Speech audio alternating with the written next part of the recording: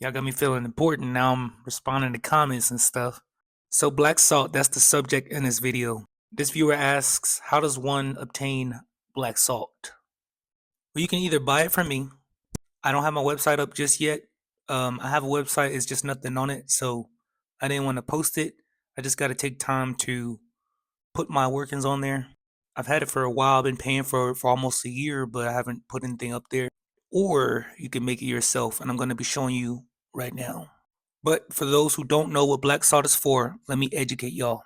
So black salt, or also known as witch's salt, or hoodoo black salt, this is one of the most powerful protection or banishing ingredients that you can use in any magical tradition, especially in hoodoo and root work and folk magic.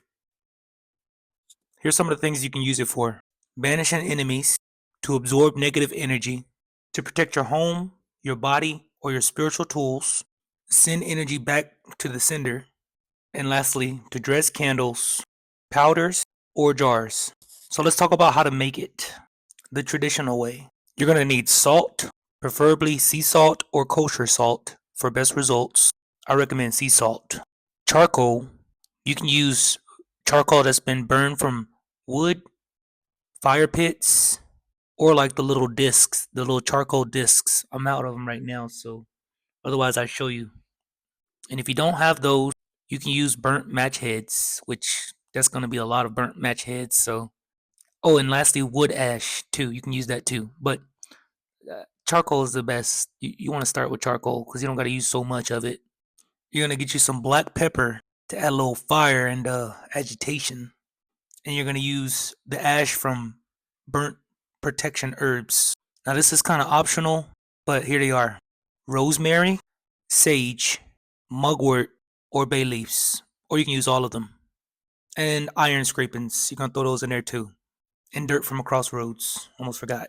Or graveyard dirt. You can use one of those three: either iron shavings, graveyard dirt, or crossroads dirt. You don't have to use all three, just whatever you get access to. You don't need a lot of things. This is really for like more aggressive work. So that last one is subjective. If you're just using it for like regular things, you don't need those last three: the iron, graveyard, and crossroad.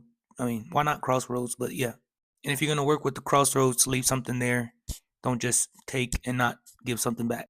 Trust me, I have made that mistake where I would just throw my workings out at an intersection thinking that's how you do it.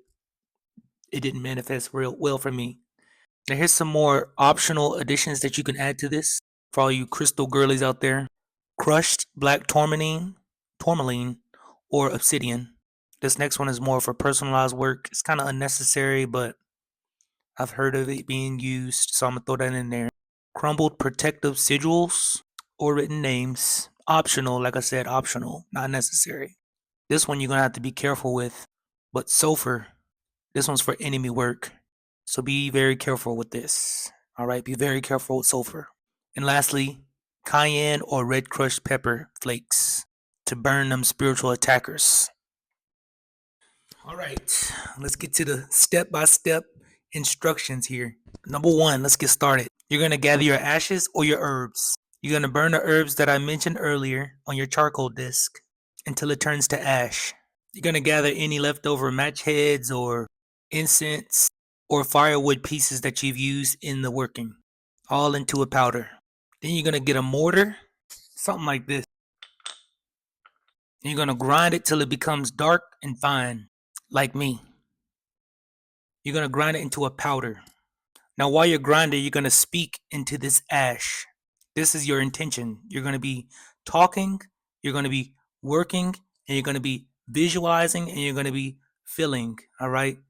All of these things are coming together to create your intention being put inside of this black salt.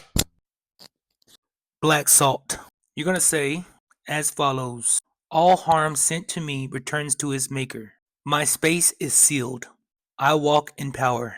And you're gonna say ashe, ashe, ashe, ashe 100 times. No, I'm just kidding. I'm just kidding. All right, step 3, you're gonna leave your mixture under the moon. What moon phase, you may ask? the waning moon. All right. The waning moon is where you're going to leave this mixture to charge. Okay. That's step 3. You're going to let it charge in the waning moon.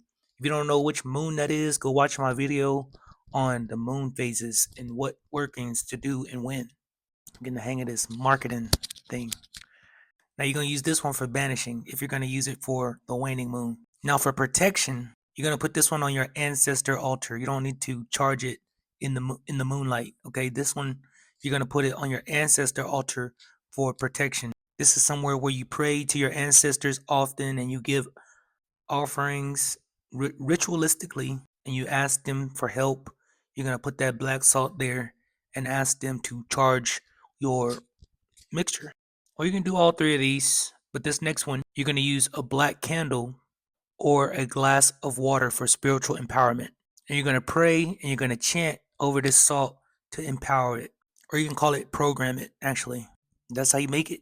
Now, if y'all want to know how to use it beyond that, comment below and I will make a video. I was about to say rebuttal as far as, what to do with that. Like home protection or candle dressing or personal protection and even enemy work.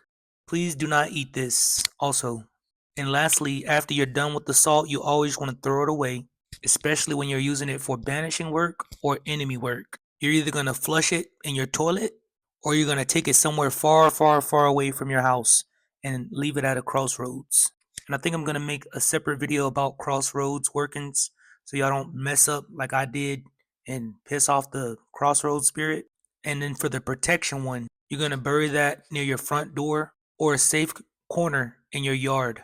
I mean, y'all got yards to a degree, even if it's like 4x4, you got a yard. All right. If you don't got a yard, I don't know. If you live in an apartment, put it in a pot out near your front door. Somebody won't notice it. They'll just look at it and see a pot of dirt. They may not think twice about it. And there you go. If you guys want to add anything, feel free to do so. But for more information on workings and how to do them and when, give me a follow. My website is coming soon.